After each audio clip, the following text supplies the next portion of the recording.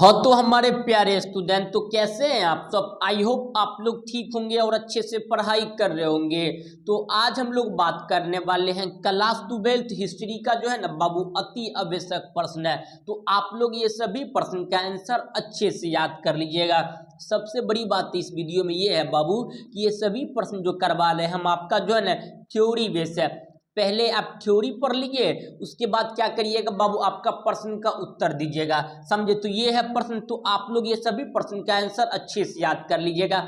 आप लोग जो है ना वीडियो को शुरू से लेकर लास्ट तक जरूर देखिएगा, क्योंकि ये सभी प्रश्न बाबू आपके एग्जाम के लिए अति आवश्यक प्रश्न है। समझे। तो चलिए आज का जो हमारा पहला प्रश्न है उसको देख लेते हैं। आज का जो हमारा पहला प्रश्न है कि आईने अकबरी कितने भागों में विभक्त है। ऑप्शन नंबर ए में है 2 भागों में, ऑप्शन नंबर बी में है 3 भागों में, ऑप्शन नंबर सी में है 4 भागों में, ऑप्शन नंबर डी में है 5 भागों में। जो आईने अकबरी है वह कितने भागों में विभक्त है। जल्दी इसका आंसर बाबू आप लोग कमेंट करिएगा। तो आईने अकबरी जो है ना बाबू ये 5 भागों में विभक्त है।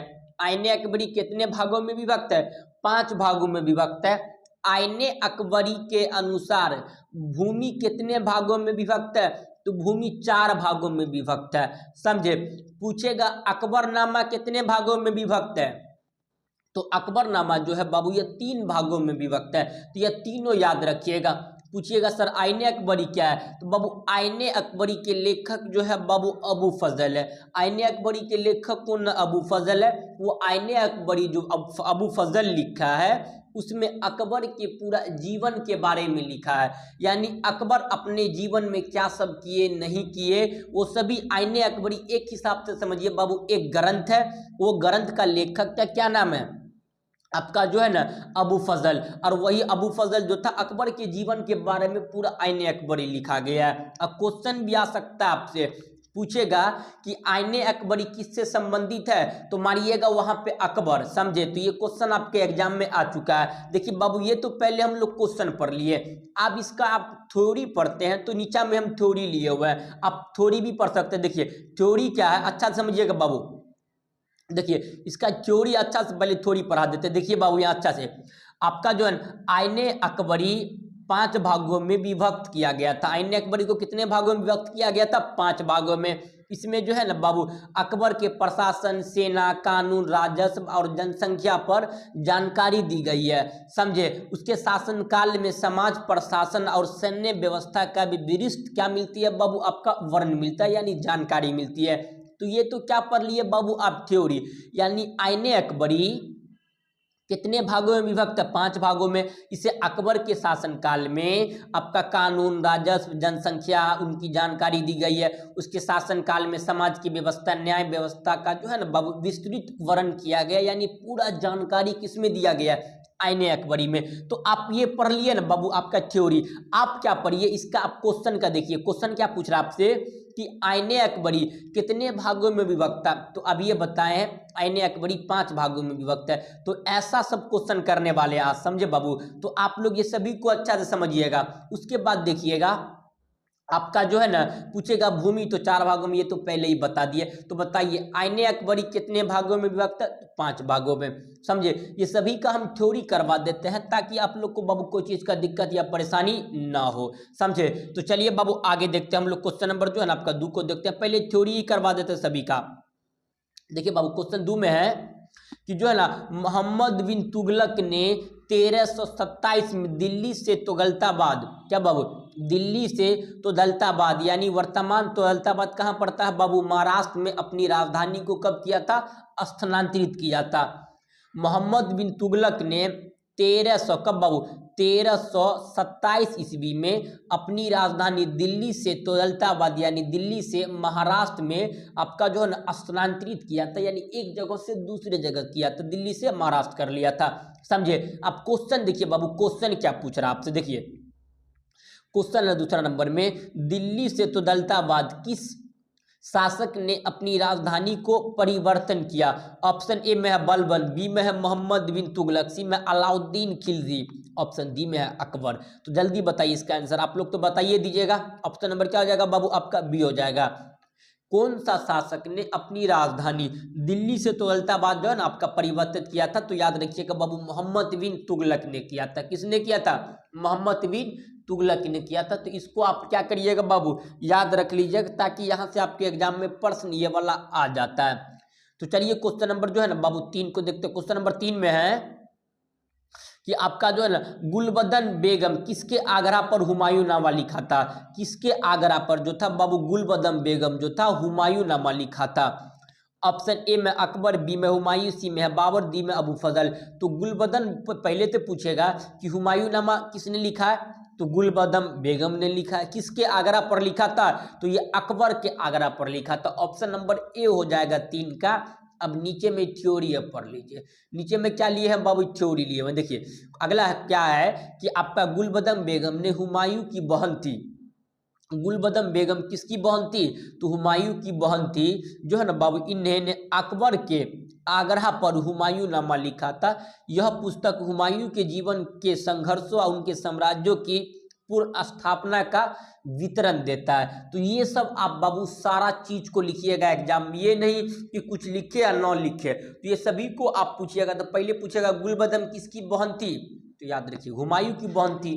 तो ऐसे करके आप सारा चीज को क्या करिएगा बाबू, कवर कर लीजिएगा। इसमें किसी को कोई दिक्कत, अगर कोई स्टूडेंट को इसमें भी कोई आपत्ति या कोई समस्या है तो आप हमें बाबू आपका जो है ना कमेंट कर दीजिएगा। ऑप्शन में कहीं आप लिखा होगा कमेंट का, आप लोग कमेंट जानते हैं, कर दीजिएगा। तो चलिए क्वेश्चन नंबर जो है ना बाबू 4 को देखते हैं। क्वेश्चन नंबर 4 में है कि जो है ना बादशाहनामा किसने लिखा है?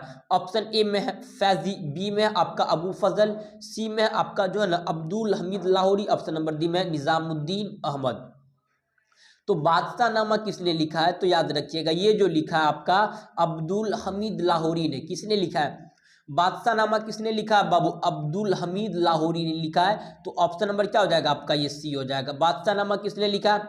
Abdul Hamid Lahori, option number C. तो अब इसका बाबू आप थ्योरी पढ़िए। देखिए थ्योरी क्या है कि अब जो है देखिए थ्योरी, अब्दुल हमीद लाहौरी ने बादशाहनामा लिखा जो शाहजहां के शासन की घटना ऐतिहासिक दस्तावेज थी। यह ग्रंथ शाहजहां की समय राजनीति, सांस्कृतिक और प्रशासन की जानकारी प्रदान करता है। समझे? तो यानी कहने का मतलब समझे बाबू, जो शाहजहां की शासनकाल में ये सब जो घटना हुआ था, जैसे सामाजिक घटना, राजनीतिक घटना, सांस्कृतिक घटना, ये सभी चीज को किसमें आपका ऐड किया गया है? तो याद रखिएगा ये सभी चीज को जो ऐड किया गया है बाबू आपका देखिएगा तो जो है ना आपका क्या है बादशाहनामा में। तो बादशाहनामा किसने लिखा? Abdul Hamid Lahori, option number C. तो अगला क्वेश्चन को देखिए बाबू। अगला क्वेश्चन आपके एग्जाम में पूछ रहा है कि फतेहपुर सीकरी को राजधानी किसने बनवाया था? ऑप्शन ए में है अकबर, बी में है जहांगीर, सी में शाहजहां, ऑप्शन नंबर डी में है आपका जो है ना बाबर। तो फतेहपुर सीकरी की राजधानी ये जो बनाया था बाबू अकबर ने बनाया था। फतेहपुर सीकरी की राजधानी किसने बनाया था? तो अकबर ने। ऑप्शन नंबर क्या हो जाएगा आपका 5 का 1 हो जाएगा। आप थ्योरी पढ़ लीजिए। क्या पढ़ लीजिए बाबू? थ्योरी। देखिए थ्योरी है, अच्छा समझिए। देखिए आपका अकबर ने 1571 में, कब बाबू? अकबर ने 1571 में फतेहपुर सीकरी को अपनी राजधानी बनाया। यह शहर अकबर की धार्मिक सहिष्णुता और प्रशासनिक व्यवस्था के प्रतीक के रूप में विकसित हुआ। यहाँ अकबर के ने दीन-ए इलाही की शुरुआत किया था। अकबर ने दीन-ए इलाही कब शुरुआत किया? तो याद रखिएगा ये जो किया था 1581 और 1582। कहीं कहीं लिखा रहता है 81 और कहीं कहीं रहता है 82। तो आप वहाँ ऑप्शन के अकॉर्डिंग टिक करिएगा। समझे? अब 81 रहेगा तो आप टिक कर लीजिएगा, 81 रहेगा तो 82 नहीं रहेगा, अगर 82 रहेगा तो 81 नहीं रहेगा। तो ये दोनों बता देते हैं। समझे? आप लोग दोनों टिक कर लीजिएगा। समझे बबुआ? तो इसमें कोई स्टूडेंट को दिक्कत नहीं रहा। तो आपका जो है अकबरनामा किसने, ये आपका क्या है फतेहपुर सीकरी की राजधानी किसने बनवाया था? तो अकबर ने 1571 में। और आपका दीन इलाही अकबर 1581 या 82 में लिखा था। तो ये सब याद रखिएगा। अगला क्वेश्चन है, देखिए बाबू अगला क्वेश्चन क्या है। अगला क्वेश्चन क्या है इसको समझते हैं। कहीं इसको नीचे कर ले ताकि दिक्कत ना आप लोग को। अकबर ने किस सन दीन इलाही लिखा? आइए देखिए दीन इलाही। देखिए बाबू हम आपको बताए तो ऑप्शन कहीं कहीं 82 होगा, कहीं 83 होगा। ऑप्शन टिक करिए। ऑप्शन ए में 1562, ऑप्शन नंबर सी में 1564, ऑप्शन सी में 1579, ऑप्शन नंबर डी में 1582। आप ही बताइए कि बाबू इसका भी ये बताएं हम, दीन ए लाई अकबर ने कब लिखा था? तो यहाँ 82 है, टिक कर लीजिए ना 82, लेकिन कहीं कहीं 81 82 रहता है लिखा, नहीं तो ज़्यादातर ज़्यादा 81 मिलेगा, नहीं तो 82 मिलेगा। अब 81 82 में से एगो टिक करना होता है, तो आप 15 से 82 मिल गया तो टिक कर लीजिए। आगे देखिए थ्योरी में थ्योरी लिए कि ताकि आप लोगों को कोई कन्फ्यूजन ना हो। थ्योरी में क्या कहता है कि अकबर ने 1582 में दीन इलाही की शुरुआत की। दीन इलाही की शुरुआत कब की? 1582 ईस्वी में, जो एक मिश्रित धार्मिक विचारधारा थी, जो हिंदू और मुस्लिम धर्मों के आपका जो है देखिएगा तो विभाजन के लिए, हालांकि अकबर जो था ना बाबू एक सही व्यक्ति था, ये हिंदू मुस्लिम सभी व्यक्ति को क्या करता था? सम्मान करता था और सभी को एक नज़रिए से देखता था। ये नहीं कि भैया किसी हिंदू व्यक्ति ज़्यादा श्रेष्ठ है तो इसको नहीं, ये दोनों व्यक्ति को क्या करता था बाबू? एक समान देखता था अकबर, समझे? तो दीन इलाही 15 से 82 में अकबर ने शुरुआत की। अगला क्वेश्चन है, क्वेश्चन नंबर 7 में है कि अकबर के संरक्षक कौन था? ऑप्शन ए में है Bairam Khan, option number B में Munif Khan, option number C में अब्दुल तलीफ, ऑप्शन नंबर सी में हुमायूं।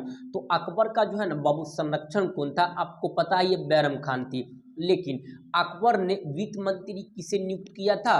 तो आपको पता ही है बाबू आपका तोर दरमल को किया था, लेकिन अकबर का संरक्षण का क्या नाम था? तो बैरम खान था। अब इसका बाबू थ्योरी पढ़ लीजिए, देखिए थ्योरी भी लिखे हुए हैं ताकि आपको कंफ्यूजन ना हो कोई चीज़ का। थ्योरी पढ़िए आप, देखिए बाबू थ्योरी क्या है कि आपका बैरम खान अकबर के क्या थे बाबू? संरक्षण और राजकीय मार्गदर्शन थे। जब तक जो है ना बाबू आपका अकबर बालक था तब तक बैरम खान ने उसका मार्गदर्शन किया और आपका मुगल साम्राज्य को भी मजबूत किया था आपका बैरम खान ने। तो बैरम खान हालांकि अकबर को जिताने का काम मुख्य बैरम खान किया था। अगला क्वेश्चन है कि भारत में मुगल वंश का संस्थापक कौन था?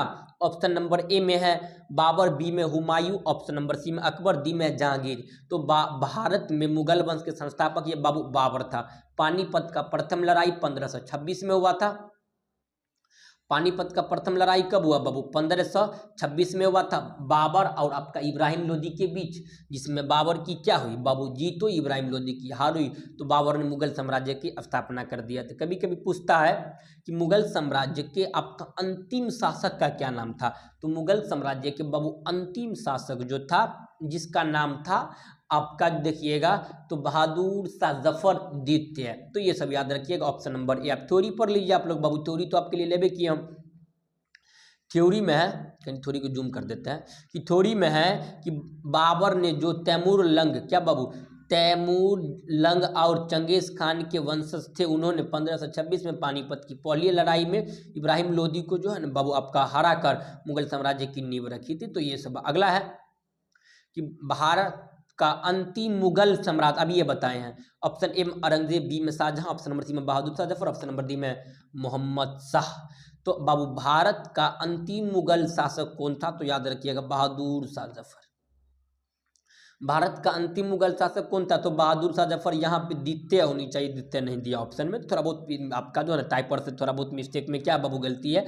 तो भारत का अंतिम मुगल सम्राट कौन था? तो बहादुर शाह जफर। आप थ्योरी पढ़ लीजिए, थ्योरी तो ले भी किए हैं। थ्योरी में कि बहादुर शाह जफर भारत के अंतिम मुगल सम्राट थे, जो 1857 की क्रांति के विद्रोह के दौरान आपका जो है ना विद्रोह में प्रतीक बने थे, लेकिन उन्होंने आपका जो अंग्रेजों ने गिरफ्तार कर लिया और उसके जो है ना आपका गद्दी को भी समाप्त कर दिया गया था बहादुर शाह जफर को। अगला क्वेश्चन है, अकबर के समकालीन जो है ना बाबू आपका देखिएगा तो इतिहासकार कौन थे? ऑप्शन ए में इब्न बतूता, बी में बदौनी, सी में मुल्ला दाऊद, सी में आपका जो है ना मुल्ला खान। तो अकबर के समकालीन जो है ना बाबू आपका इतिहासकार कौन था? तो ये बदौनी था। कौन था बाबू? ये बदौनी था। अकबर के समकालीन इतिहासकार कौन था? तो बदौनी। ऑप्शन नंबर क्या हो जाएगा आपका? बी हो जाएगा, समझे? तो चलिए क्वेश्चन नंबर जो है बाबू इसका थ्योरी को पढ़ते हैं। थ्योरी में क्या है, बदौनी ने एक प्रसिद्ध इतिहासकार थे जिन्होंने अकबर के आपका जो है ना समकालीन घटनाओं का वर्णन किया, और उनका लेखन में आपका मुल्ला दाऊद, क्या बाबू? मुलाउल उमर के आपका जो है ना आपका, और देखिएगा उर्दू उल माफिया ने भी आपका जो है ना आपका देखिएगा तो जो है आया था। उसके बाद देखिएगा अकबर के दरबार में कई महत्वपूर्ण घटना हुआ था। तो इतना पढ़ने की अभी आवश्यकता नहीं, क्वेश्चन का आंसर दे दीजिए, आगे बढ़िए।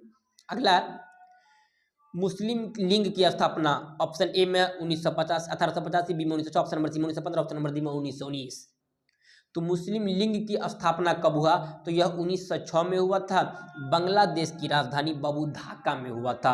समझे? तो आप थ्योरी पढ़ लीजिए। थ्योरी में मुस्लिम लीग की स्थापना ढाका, बांग्लादेश की राजधानी ढाका में हुई थी।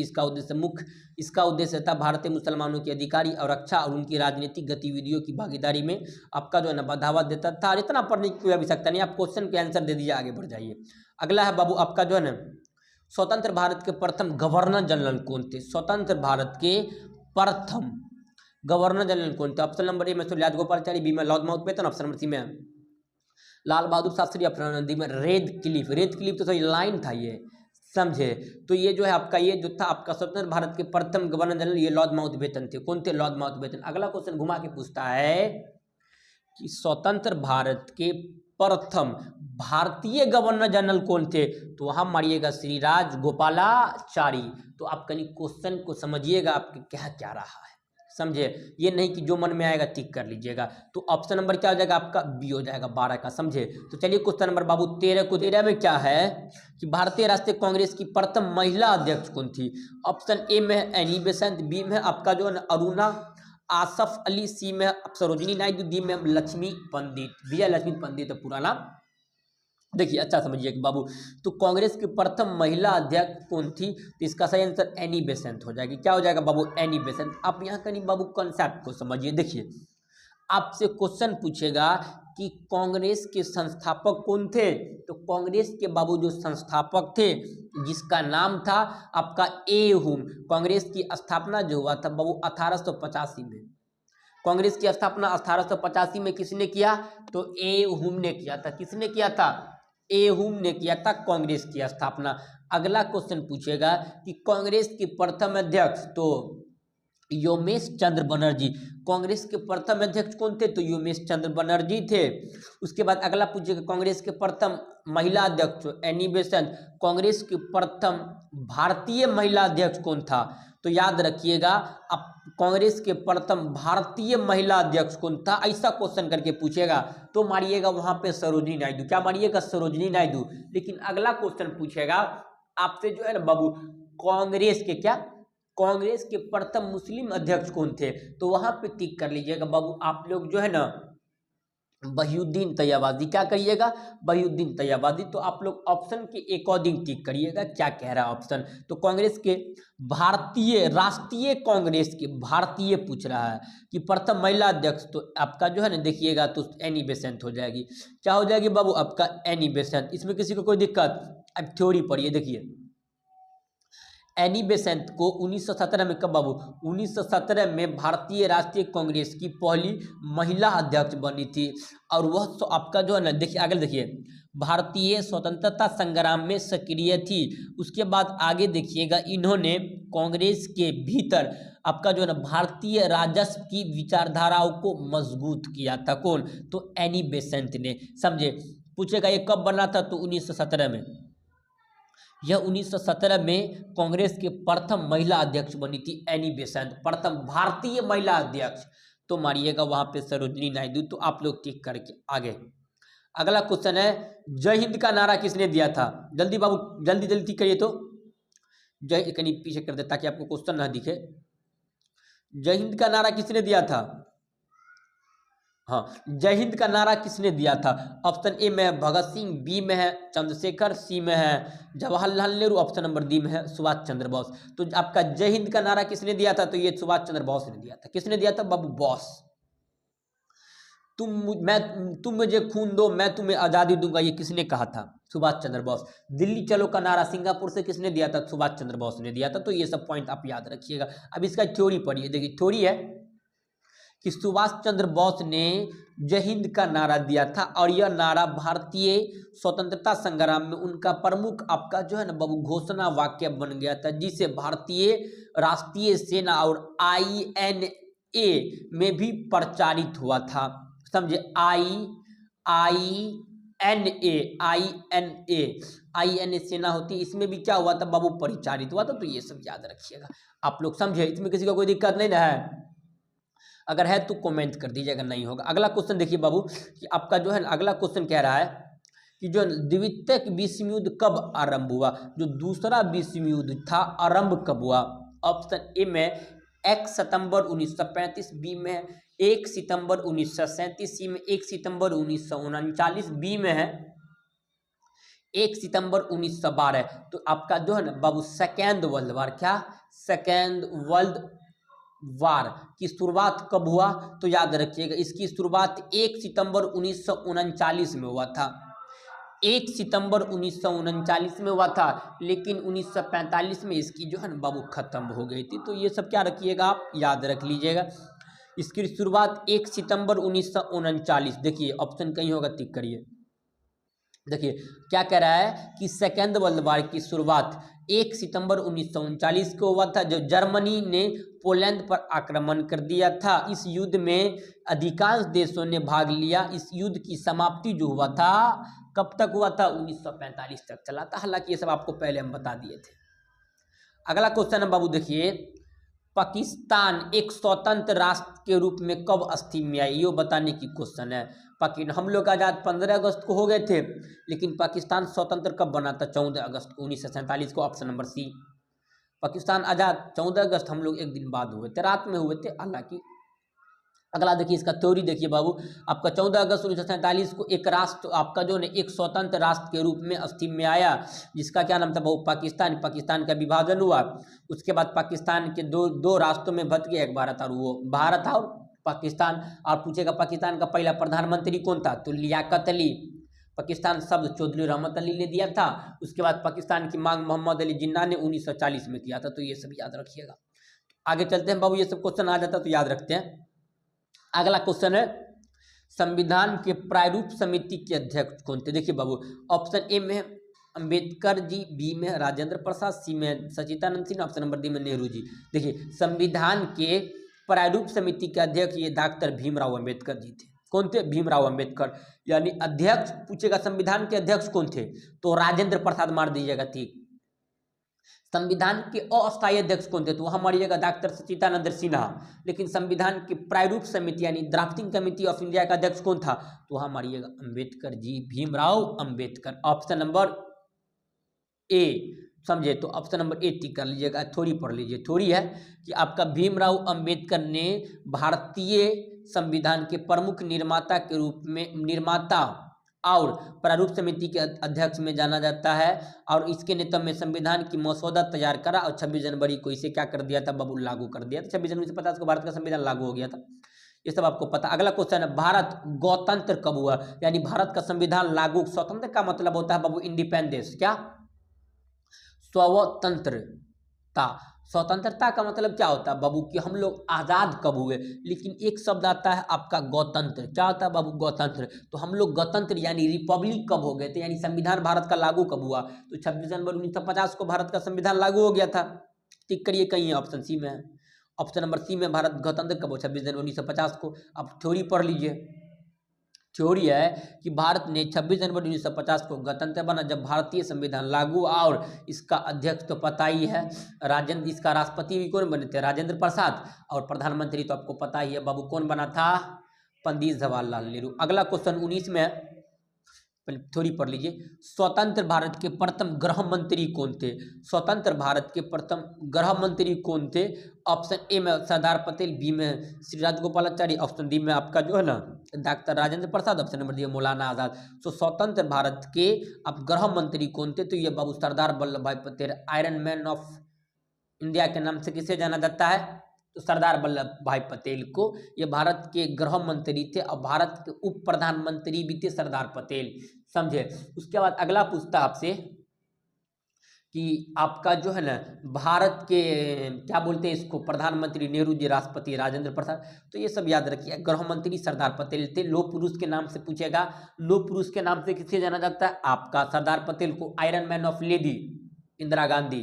तो ये सब बाबू याद रखिएगा। अब थ्योरी पढ़ लीजिए। आप थ्योरी तो पढ़ने में स्टार ही है, अब क्या पढ़ लीजिए बाबू? थ्योरी पढ़ लीजिए। थ्योरी है सरदार वल्लभ भाई पटेल क्या बाबू? सरदार वल्लभ भाई पटेल को स्वतंत्र भारत के पहले गृह मंत्री थे। इन्होंने क्या कि इन्होंने आपका भारतीय राष्ट्र को एकीकरण में महत्वपूर्ण भूमिका निभाई, और इसका सरदार पटेल सही सरदार की भी उपाधि से प्राप्त किया गया। तो ये सब आपको पता। अगला क्वेश्चन है कि पाकिस्तान का पहला प्रधानमंत्री कौन था? अब ये बताएं पाकिस्तान का बाबू पहला प्रधानमंत्री कौन था? इसका नाम था लियाकत अली। क्या नाम था बाबू? लियाकत अली। पाकिस्तान का पहला प्रधानमंत्री लियाकत अली। लेकिन पाकिस्तान शब्द किसने दिया? चौधरी रहमत अली ने पाकिस्तान शब्द किया, चौधरी रहमत अली। पाकिस्तान की मांग किसने किया? तो मोहम्मद अली जिन्ना ने किया था। पाकिस्तान की मांग किसने किया था? मोहम्मद अली जिन्ना ने किया था। तो हालांकि अब बाबू आप ये सब प्रश्न को याद रख लीजिएगा, समझे। तो पाकिस्तान का पहला प्रधानमंत्री का क्या नाम था? लियाकत अली था, समझे। पाकिस्तान का पहला प्रधानमंत्री लियाकत अली। पाकिस्तान की मांग मोहम्मद अली जिन्ना 1940 में किया था। तो ये सब पॉइंट याद रखिएगा। तो बाबू 20 क्वेश्चन तक रहने दीजिए, आगे का क्वेश्चन जो बच गया हम आपको अगले वीडियो में सारा करवा देंगे। तो आप लोग को क्लास कैसा लगा आप लोग हमें जरूर कमेंट में बताइएगा। अगर आप लोग इस चैनल पर नए होंगे तो बाबू चैनल को अवश्य सब्सक्राइब कर लीजिएगा। तो चलिए हम लोग मिलते हैं बाबू नेक्स्ट क्लास में, तब तक के लिए जय हिंद, जय भारत।